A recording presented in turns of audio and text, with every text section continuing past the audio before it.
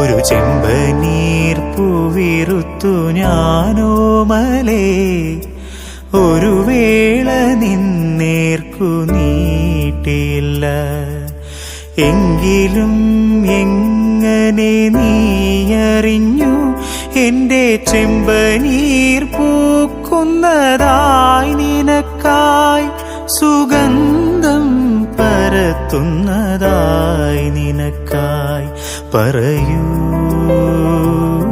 നീ പറയൂ, പറയൂ നീ പറയൂ.